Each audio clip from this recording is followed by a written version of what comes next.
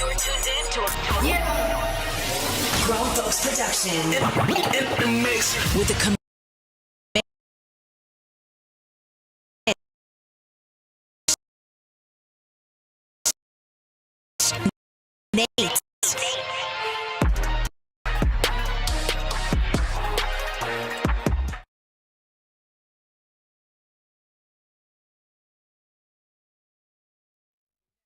What just happened? Did y'all see that? On my end, it started lagging and glitching, and I have no clue what just happened. I have had the weirdest technical issues in the last, 40 hours, 48 hours. It has been nuts. But welcome to Press Pass Live before that weird introduction situation just happened. What up, Daniel? Good to see you. It has been a long weekend. We had a 4-year-old toddler around, and so there wasn't a ton of streaming. Got to play very little video games, and even my NCAA CPU games, I didn't stream them outside of just streaming from the PlayStation. But the OMFL playoffs are upon us, and they are rocking and rolling. The machines are taking over, Maniac. It has been a nutso day, and I just noticed on this end, this vertical situation is not showing the way it should, and I know exactly why, because I had it on the wrong thing, but it is all fixed now. It's been a crazy day, y'all. It is definitely Monday. It's been a lot. Well, listen, Dakota, you work with what you got. I was born near Houston, so I'm an Astros fan. It's good to see you, my brother. What up, Randy? Look at the chat blowing up. Good to see all the OMFL guys. Let's dig into it. The playoffs are rocking and rolling. We are to championship weekend. We got Jets and Kobe versus the Chargers and Trey. We got the Cowboys and Wayne versus Cincyberg and the Falcons. It's going to be some good matchups no matter how this plays out. But how did we get here? Let's go ahead and cover some of that right now. In the wild card weekend, we had Dwayne and his Cowboys beating Meek and the Seattle Seahawks 31-24. They held off. The Dallas Cowboys held off Seattle with a fourth quarter comeback here. 17 points there in the fourth quarter. Thankfully, though, they got off to that hot 14-7 lead in the first quarter. Dallas did turn the ball over twice, but Meek gave it right back 3 other times. This is a pretty even matchup. As you can see, Dwayne doing what he does, running the ball with 216 yards, stopping the run 92 yards on the ground, and Meek was forced to pass the ball a lot. It only led to 197 passing yards and the 3 turnovers. That's going to be big time. Let's look at a couple player stats here. Faber, 180 yards and 1 touchdown. Milroe, 201 yards, 2 interceptions, but the 1 touchdown. Looking at the running, this is just crazy. McMullen, 11 attempts, only 11, 112 yards. His backup, Javonte Williams, 16 carries, but 73 yards. Mr. McMullen is a Mr. Do-It-All. He does returns. I'm pretty sure he could play defense if we wanted him to. He can run the ball. He can catch the ball. He can do it everywhere, and it's never a good thing when the third leading rusher in the game and the number 1 leading rusher on your team is your quarterback. It's probably not going to be a good day running the ball. CeeDee Lamb with 5 receptions, only 64 yards. No receivers kind of blowing it up today. And then looking at the defense, this is where both teams really shine. Jones leading the Seattle Seahawks with 16 total tackles, 8 solo, 8 assists on the day. Your tackles for loss leader is also going to be Jones. Then your sack leader, DeMarcus Lawrence, Parsons, and I'm not even going to try it, but Devon also got in there. And then 2 interceptions by Darren Blond, cornerback coming over the edge there, making a lot of plays for Dallas, and they move on to the divisional round. The Carolina Panthers and the Atlanta Falcons matched up for the 3rd time this season. That's never easy to do. This game right here, y'all, if you missed this game, hopefully this gets uploaded as a OMFL Instant Classic game. This game was epic. The last 4 minutes of this game were pretty amazing. You can see all of the points. This was a 10-10 game coming out of halftime, and we finished 41-38. Just a crazy game on both sides of the ball here. Atlanta squeaking out a crazy win, but you got to go back And watch this, 205 rushing yards for the Atlanta Falcons, 321 passing yards for the Carolina Panthers. Both teams turned the ball over twice. Couple of fourth down conversions on that last drive for Atlanta to keep them alive, end up getting the game-winning touchdown. But man, Panthers didn't just walk away. They had that last play of the game that almost worked. Look at these crazy stats here. 309 passing yards for both of these guys, 3 touchdowns, 2 interceptions for Penix, 4 touchdowns, 2 interceptions for Young, 77% completion percentage there for Mr. Penix. He continues to play really amazing football, and he's going to need it as they got their team in the OMFL NFC Championship game. Robinson, 18 for 175, 1 touchdown, 3 broken tackles. Hubbard, 14 for 105 and 1 touchdown with 1 broken tackle. McMillan, 5 for 122. London, 5 for 110. The 2 slower receivers on both of these teams getting it done. It's crazy to see. Where's he at? Lowry here, 5 for 20. What a great job from the Carolina Panthers keeping him in check. And then looking at the defense here, 14 total tackles for Mr. Wallace, 7 solo, 7 assists. Your tackles for loss leader is going to be Wallace, Walker, and Anderson, each with 3. Your sack leader, Walker, Anderson, Pierce, and Anyamata each had half of 1. Then your interceptions here, Staley, Horn, Morig, and Terrell Jr., all these guys getting their hands on the ball. What a great game.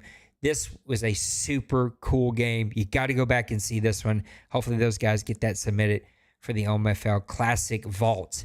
Going over to the New York Giants and the Chicago Bears. New York and Mr. Beal's going to beat Colin 34-14.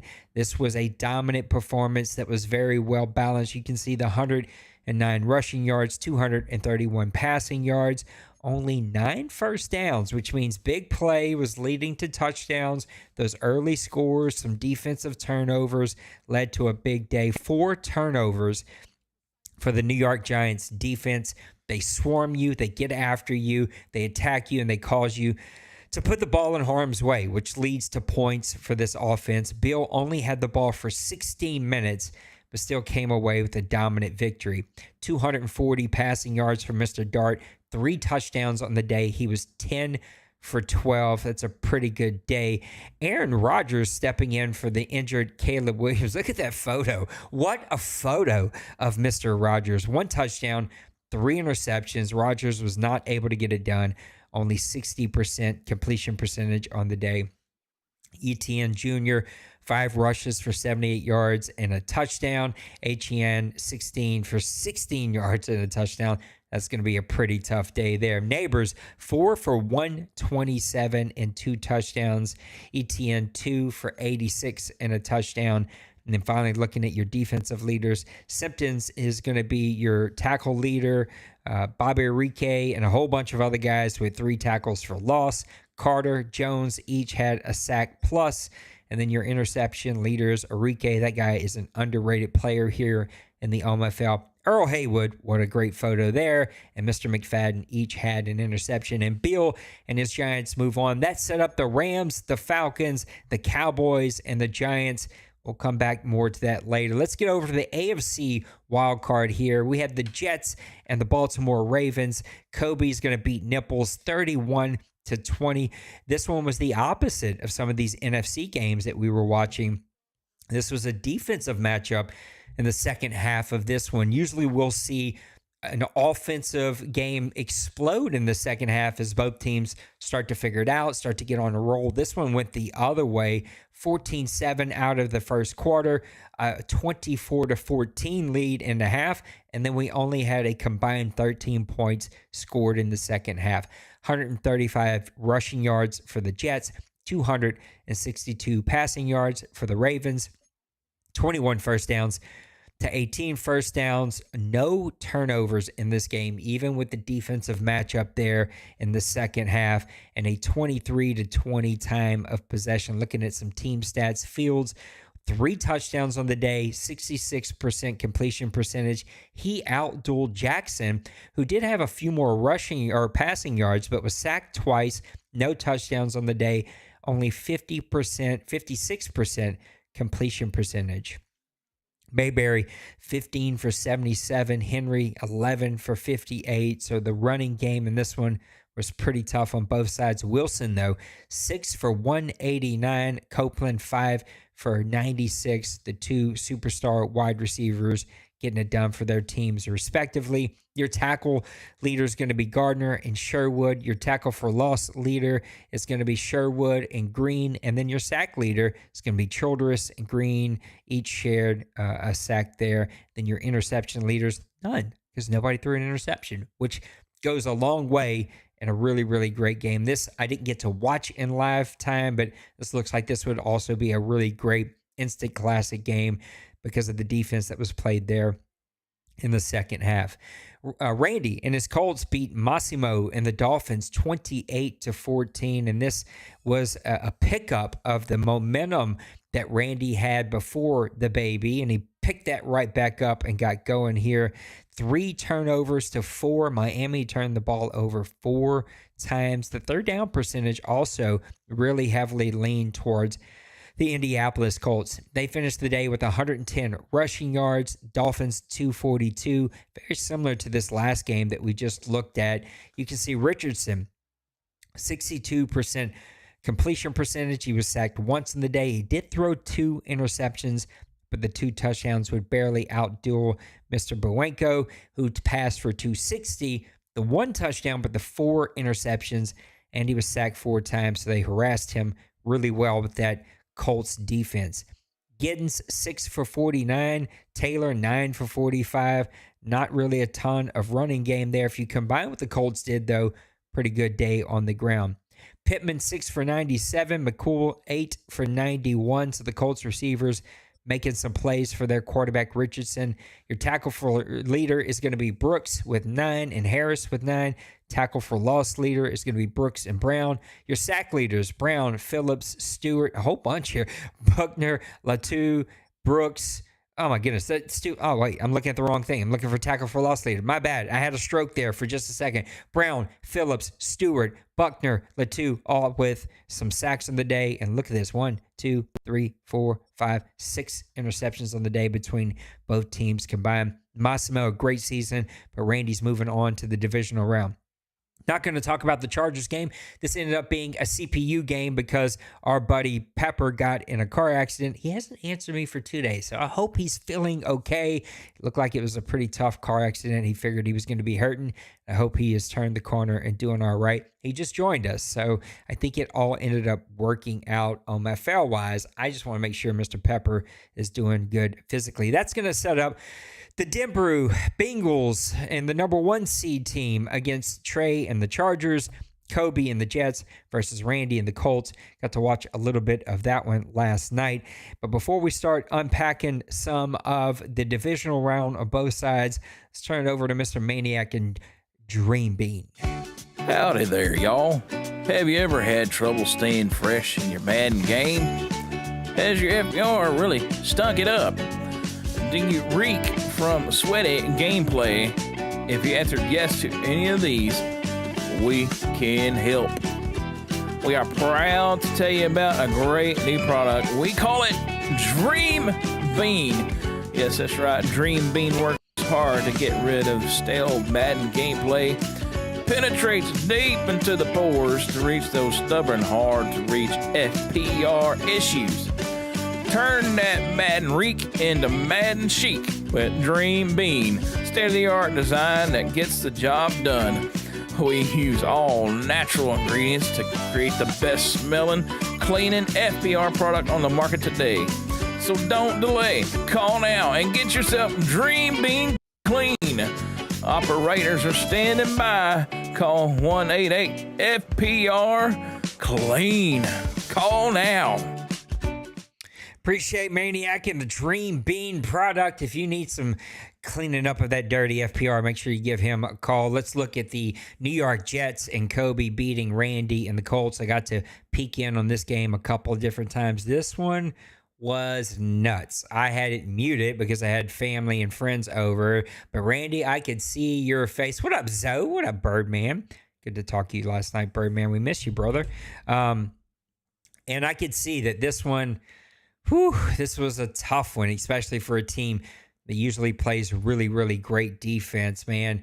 This one got away, and I couldn't even put my finger on why. If you look at the stats, passing yards, 318 is going to go to the Colts, but the running game, 202 running yards, which is a really high number this season for the New York Jets. 15 first downs to 23 first downs, 6 third down conversions to 4. It was the 3 big turnovers that ended up haunting the Colts. And Randy, the few times we've seen you not make your run all the way, it has been because of those pesky turnovers. Looking at some stats here, Richardson, a great day outside of the 2 turnovers. Now, completion percentage pretty low, 52%, a lot of drops. I know that was frustrating him. 5 touchdowns, though, 2 interceptions. Field, 2 touchdowns, no interceptions, but only 159 passing yards and 46% completion percentage. Running the ball, Fields 4 for 96.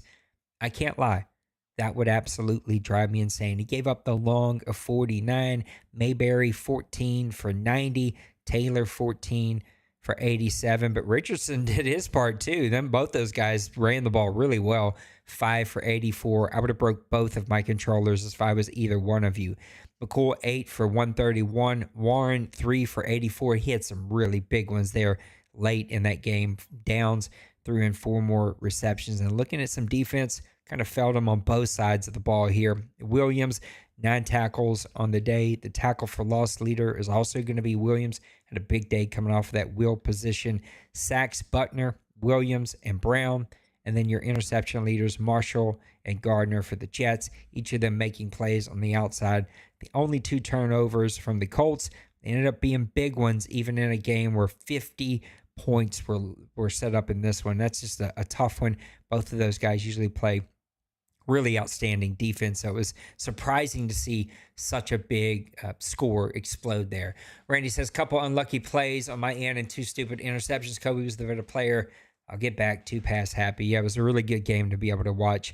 Mr. Denbrew and his number 1 seed Cincinnati Bengals fell to Trey and the upstart Chargers 48-30. Even though the Bengals played really consistent football, it was the third quarter that ended up getting them here. Chargers scoring 20 points there in the third quarter. Again, a lot like the last game that we looked at. 3 turnovers in this game. It's the turnovers that always seem to come back and haunt everyone.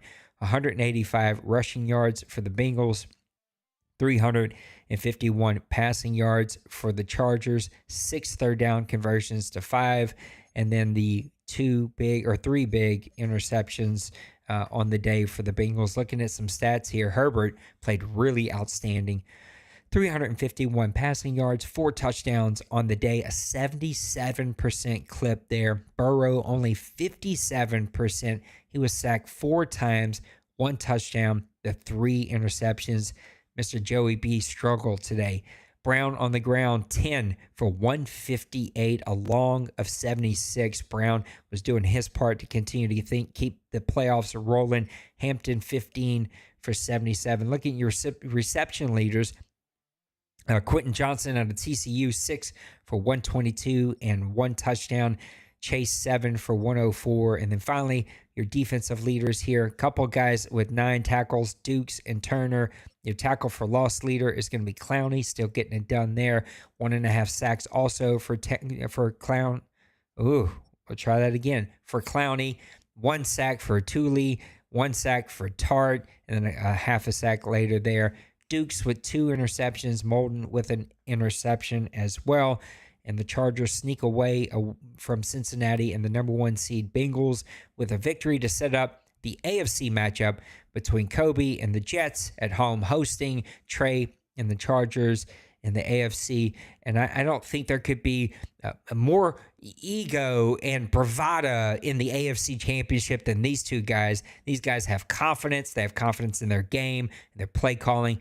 That should be a really, really fun game to watch. Let's look over here at the NFC. We're going to start with the other game first. The Chicago, what is wrong with me? The Dallas Cowboys and Dwayne beat Bill and the New York Giants, who had an outstanding season.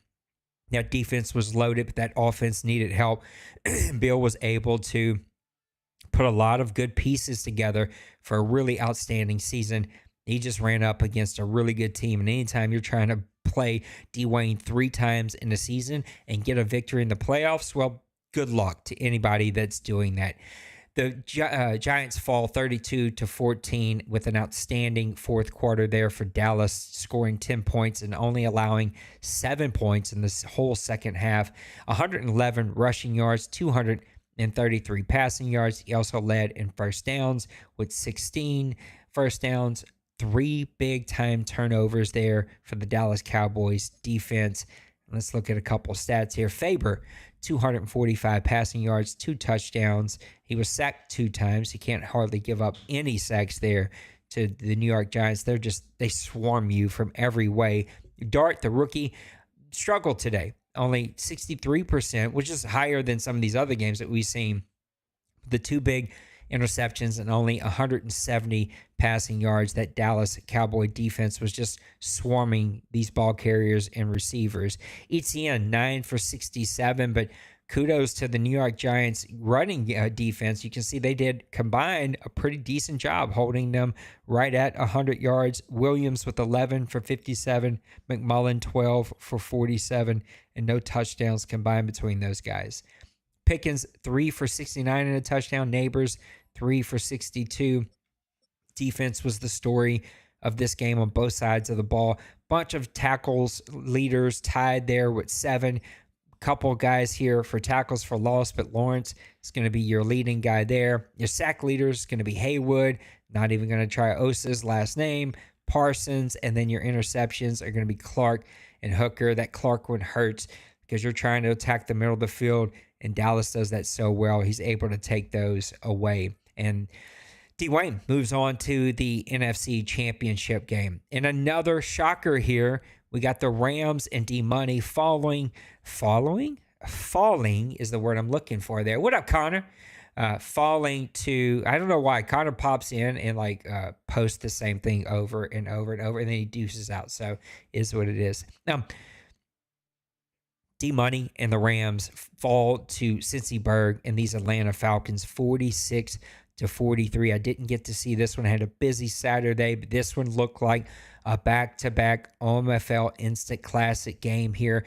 210 rushing yards for the Falcons, 308 passing yards for the Falcons.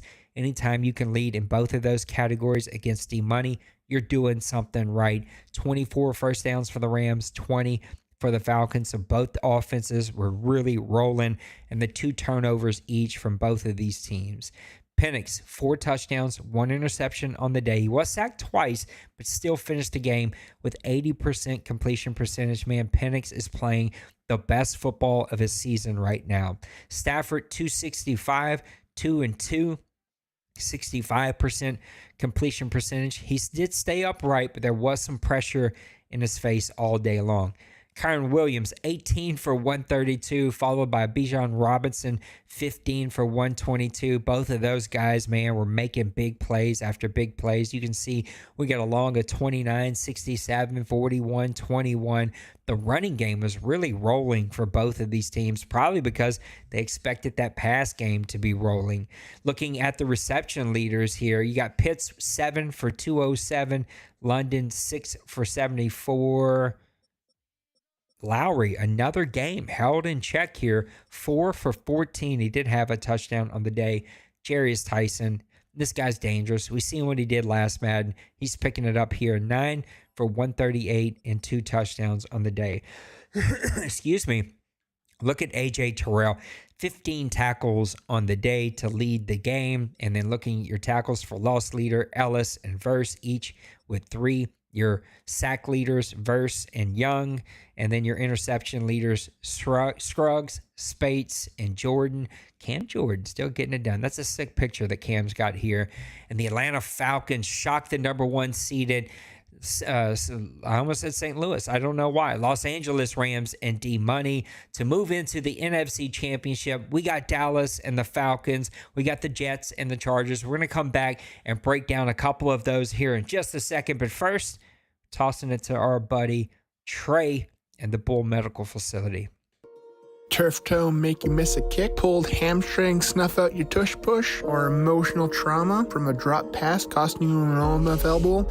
Here at the Bull Medical Facility, we treat real injuries, the ones you think you got while playing beer league football. Whether you strained your eyes looking for your speed wide receiver, or a muscle cramp slamming on those hit sticks, or even the rare case of chokitis like me, we've got you covered. Bull Medical Facility. Pro care for your not so pro pain. Just ask for Dr. Vikes, MD.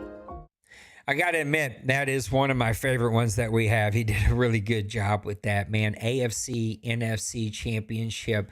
This is going to be some really great games. I don't know when they're scheduled, but I think they're scheduled here pretty soon. I'm sure the chat will tell me exactly when things are taking place. I'd love to call these.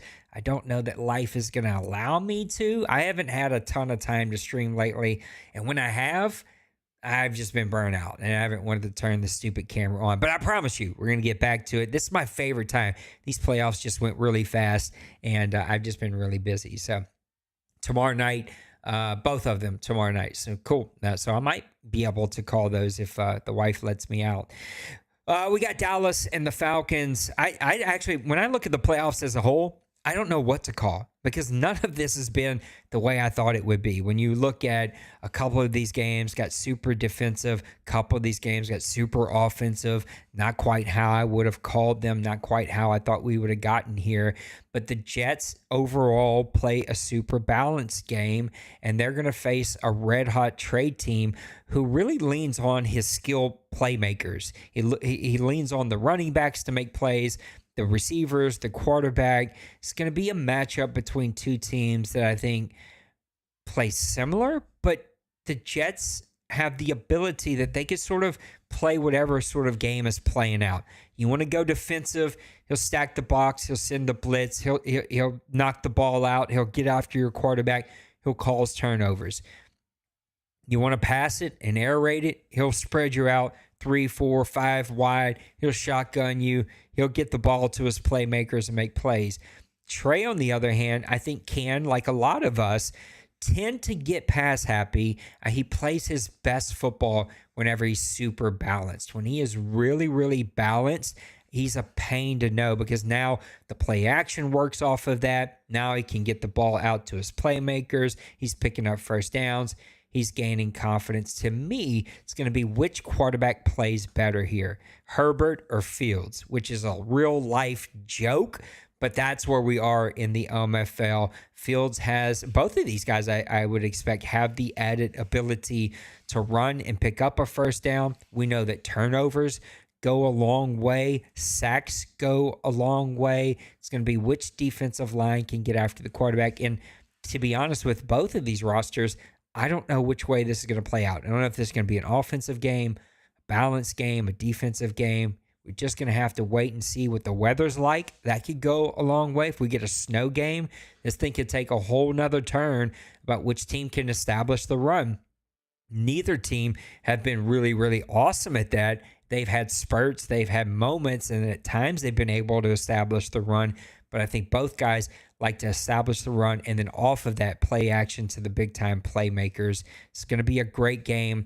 I'm calling Jets to win this one just because they're playing at home. I think they're playing red-hot football. They're gaining a lot of confidence, hanging a 50 burger on Randy.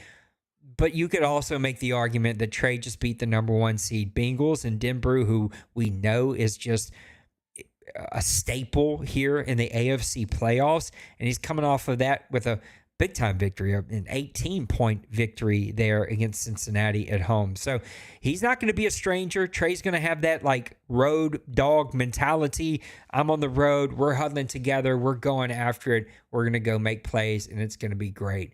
Looking over to the NFC, we've got Dallas and the Falcons. Undeniable. It's already been said in the chat. Another one of these 5, 6, 7 seeds that get on a hot run. I don't know that Cincy is a classic 6 seed. He was a double-digit win team. Barely, I think they ended up tied or like one game, a half game behind Bird for the division lead. one of the best 16 seed teams we've ever seen, a multiple-time champion in the OMFL. He's not your classic, like, Nate 6 seed run, like that one time I did it. This guy's a staple, and he's got his team playing really good football. I think what made him so dangerous against the Rams was the use of Pitts. Really opened Pitts up. Pitts opened up the defense. The surprise to me has been Lowry, because in the playoffs, Lowry has really been held in check. And when I played him, he spammed the hell out of that wide receiver. He had 10 catches in the first half. I was so frustrated. I was like, bro, you're not even trying to get the ball to anybody else. But yet in the playoffs here, Lowry has been held in check. The run game is going to be a big question. Dallas is going to stop the run. They're going to establish the run. Can that pass game of Penix, who's playing the best football of his entire offense or entire season, can he continue to stay red hot against a Dallas defense that just shut down Dart, held him under 200 yards, picked him off twice, harassed him, had pressure in his face? Can that continue? So that's going to be the big question. Penix, Pitts, Lowry. I personally don't see London having a big day against this Dallas Cowboys defense. I know for sure. I have seen it. The Falcons like to get the ball to the perimeter. That plays into his favor because Dallas, who's in the chat, he's my buddy.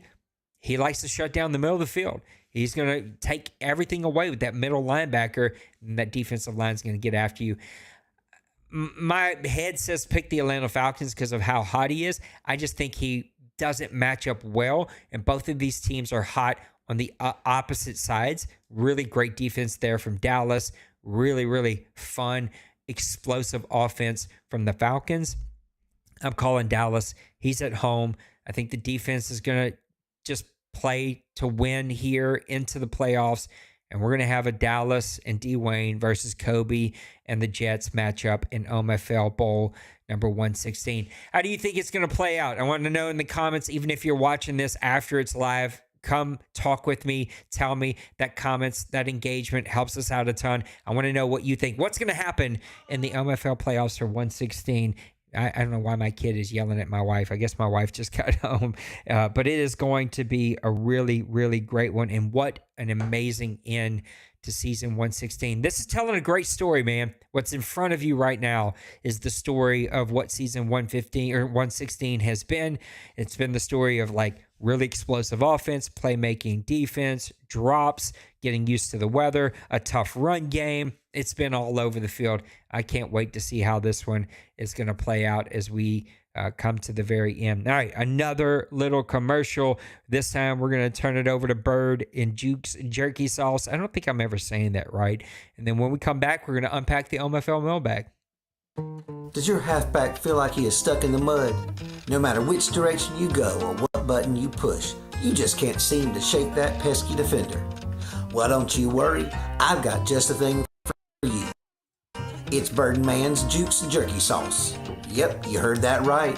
Just a dab will have you juking like the Birdman, and those pesky defenders will fall away. Get the sauce today before your rival buys it first. And remember, when your back can't juke, we'll sauce it up for you. Sauce up your back there for Mr. Berg. Go get your Jukes Jerky Sauce today. Nice Hunger says, with the regular season of, the way that worded, Randy, I had a hard time reading that one. I don't know why. My brain just shut down. With the regular season of 116 in the books, what owners do you think have improved the most so far this season? That's an interesting question. I don't think that there have been all that many surprises. I think the bigger surprises they don't feel like surprises because of the owners. Let's get over here and look really quick at just sort of the overall rankings here, NFL standings. I mean, Denbrew, Dwayne, D-Money, Kobe, Bill, used to be Logan. That would have been a bit of a surprise. I don't think this is a surprise because it's Kobe, but with this roster, that's amazing. He went 13-4 with a Pee-wee football team. Like, he just picked the right imports. He has the right play calling. They're playing, he's got some playmakers over there. That's impressive. Again, Bill, not a surprise, but impressive because he also has a roster that didn't really do a whole lot to help him. It's got some playmakers, don't get me wrong. I mean, they've got some real-time playmakers there. Logan, with that roster, really awesome. Chargers, Trey, Bird, and the Panthers, not a great roster. I think Madden-wise, Cincy Bird and the Falcons, that matches up where I think you guys all called it. Twinkie and the Eagles, probably the lowest hanging fruit to go 10 wins. That's impressive from Twinkie. I still don't think Twinkie knows our rules or knows how we work or even knows how to open up Discord. But, man, he has started to figure out how to play with the Philadelphia Eagles. Nicesonger and the Jaguars, they got really red hot there at the end of his season. Randy had that team starting to click. And, man, he just needed another win or two to get 9 wins there. Really, really impressive. J-Bow's bouncing back with a solid season, 9-8. Byron, his first season back at 8-9. These are impressive seasons. The Cardinals don't have a great roster yet. Maniac still got 7 wins out of them. I don't think any of these other teams we can really talk about. So I think there's a couple of good teams in there that we could talk about. But none of them are super surprising to me. Trey says, given the 116 seasons of the OMFL football, have you ever seen 2 teams go winless in the same season? I read this last night as I was thinking about the show, and I think the honest answer is no. It's really hard to go winless in the OMFL, even with all of the competition that we have. We have less 0-win teams than we do guys with multiple championships. We have way more guys with multiple championships, back-to-back championships, and we only have a ton of them than we do 0-win teams through a whole season. To have 2 is pretty rare. To be fair, though, poor Crazy had to step back because of his illness. That played a role in this, and Jay Glaze missed over half the season, I think, because of work. So this was sort of an abnormal way of getting to 2 0-win teams, but still, I don't think that this has probably ever happened in the OMFL. Trey also said, what's each team's biggest need this offseason in order to prevent them from going on a 34-game regular losing streak? Oh, you mean the 2 teams? That's going to be really hard, Trey. I was very confused. I think I read this correctly, though. You mean both teams not losing all next season. Again, weird situations. Jay Glaze just needs to be around. I think he should be. He's going to win more than 0 games this year. He's got a great roster. They're young. They're athletic. He just wasn't around, and when he was, probably wasn't super engaged. He's going to play better defense. He's going to get that thing rolling. And the 49ers have a brand new owner. Who is the 49ers? Where did we land? Zoe. It's Zoe, right? I think Zoe landed there. He's going to have the number 1 pick. Hopefully he doesn't trade that away to a quarterback needy team. Please, Zoe, I got you a team. Do me a solid, brother. Let me get a quarterback, please, at number 3. I'm the third worst team here. I need a quarterback. Don't give that thing away. And so Zoe's going to turn things around. So neither one of these teams are going to be 0-win teams. I would say you guys are going to make fun of me, but I really don't care. There's only one team I think that could go 0 for next year, and that would be me, and I don't think that'll happen. I'm going to have the worst roster. I'm clearly going to be one of the worst coaches. I'm not going to go 0 for. Every now and then I get a lucky game, and I'll pick up a win here and there that I don't deserve. Dwayne gave me a little question here. He says, where do you allocate your cap in building your team? Cheap quarterback and a bunch of weapons, expensive quarterback makes everyone better, or spend the cap on an elite defense? It's a great question. And my honest truth is I don't care. I don't know that I've got one way that I prefer over the other. Please, God, don't do that. Well, if he does trade with you, you've already got 2 quarterbacks, but I know you, Maniac. You'll do something crazy and draft a 3rd quarterback. Who knows with you? You're a madman. I would say, Wayne, I don't know that I care. I don't have one way that I prefer of the other. And watching you, I've seen you do it all multiple different kinds of ways. I think where I would like to put my money is, if I had to pick from those options, it would have to be defense. It would be linebackers, defensive line, cornerbacks, any combination of those. If I had to pick, I'd go D-line, cornerback, linebacker in that order. if I had to do my top 5 positions that I'd spend my money, I would go defensive line, cornerback, offensive line, quarterback. I really don't believe in paying receivers. I just don't, unless they're like superb. So I'd go linebacker next. That would be my top 5. Because I don't, that's funny, Randy. There's a blast from the past. So Parker Colt.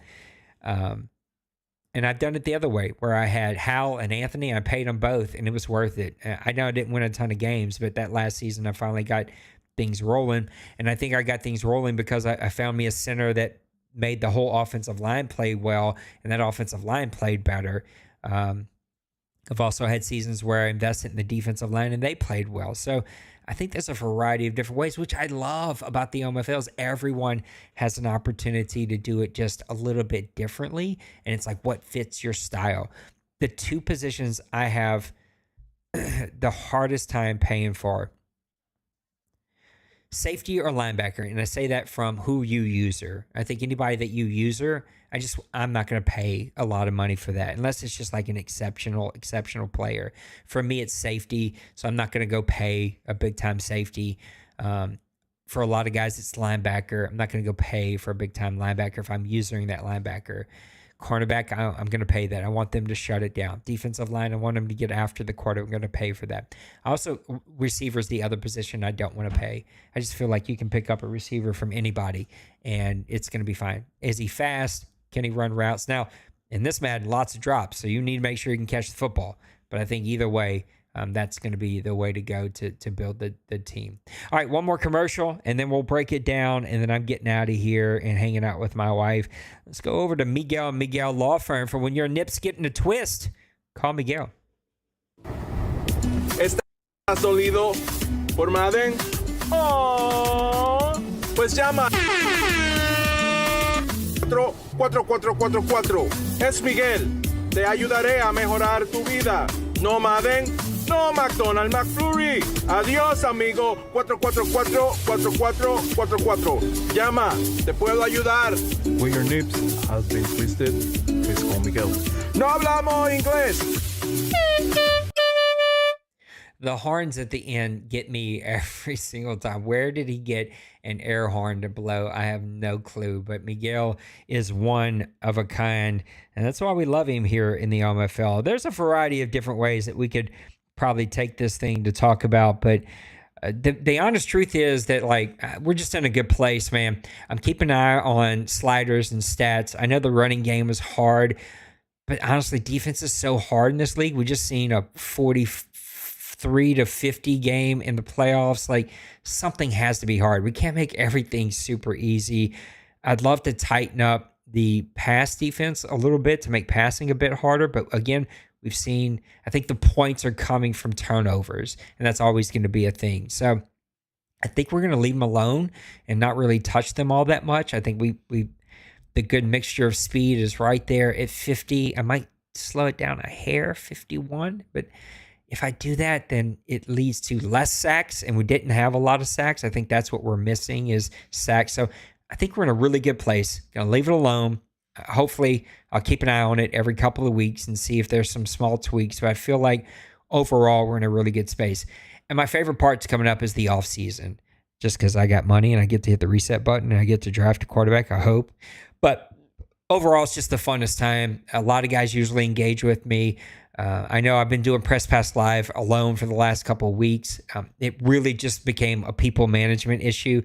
The team kept growing and growing, and everybody wanted to be on the show. And I just spent most of my time people managing, and I just got burned out. So doing it alone, I can just do it. I don't have to people manage. So hopefully the guys will come join me for the draft show. Hopefully they don't all dislike me and they'll come hang out. Or hopefully Big Herd will start doing his show again. I love doing 2 shows at the same time. It just gave you 2 different options to kind of look like. But the draft shows are a ton of fun. Hopefully I'll get to call some of these games.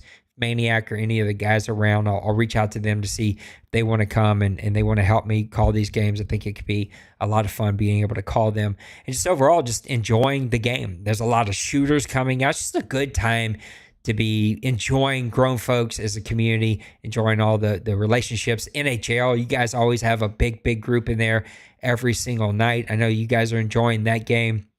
We had 6 or 7 guys in the shooter game last night. Playoffs are here. Draft is coming. All the fun stuff. So keep enjoying everything that is happening and come plug in, man. Let me know what you think about the sliders. Let me know what you think about the settings. They're different. They're a little abnormal from what we've used in the past, but I think they're like all in a pretty good spot. But I want your feedback. I want you to tell me what you think. Going to open up the rules probably here tonight and start getting some suggestions so we're not doing that late into the postseason, and then making sure that everybody's reminded about the FPR when we get into the offseason so you guys don't make those big mistakes like too much penalty or using contracts you can't use or all those other things. So, guys, that's going to do it for me. Thank you for letting me do a quick show. Sorry, couldn't get to it yesterday. It was just a crazy day for me, but a good day. Wife's home. She's cooking. I can smell the hamburgers in the air. I'm going to go eat. I will be back tonight. I'm playing Kevin and maybe play some shooters if we don't go too late. So come hang out with me tonight. All right. I love you. Take care of yourselves. Take care of those around you. Peace. I'll see you tomorrow.